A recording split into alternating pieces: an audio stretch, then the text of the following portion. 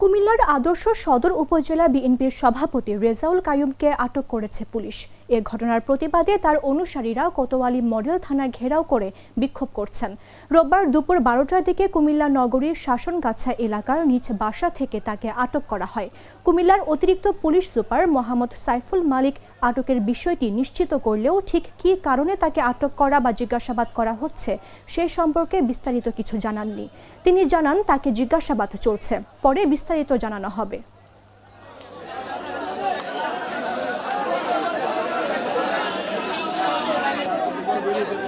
উনি চাঁদাবাজ হলে চাঁদাবাজ মানে বিগত দিনের প্রতিদিন সরিতার খুনি হাসিনার আমলের ওনার বিরুদ্ধে চাঁদাবাজি, হত্যা, জমি দখল, ভূমি দখল কোনো মামলা নাই, কোনো মামলা নাই। ওনাকে আওয়ামী লীগ সরকার আমলে যে ভুয়া মামলাগুলো ছিল ওই মামলার ভিত্তিতে ওনাকে গ্রেফতার করা হয়েছে। এটা আমরা বলতে পারবো, আমরা কাগজপত্র দেখলে বা প্রশাসনের কথা বলে আমরা বলতে পারবো। আমরা অতি সত্বর এই কোতোয়ালি মডেল থানার ওসির প্রত্যাহার চাই।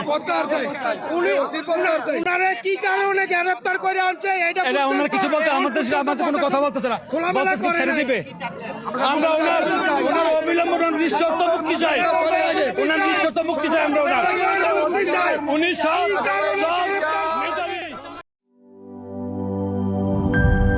কালার এক্সপার্ট ডার্ক স্যাপ এবং মাইল্ড অন হ্যান্ডস টেকনোলজি সমৃদ্ধ অরিক্স অ্যাডভান্স ডিটারজেন্ট পাউডার আপনার লন্ড্রি এক্সপার্ট।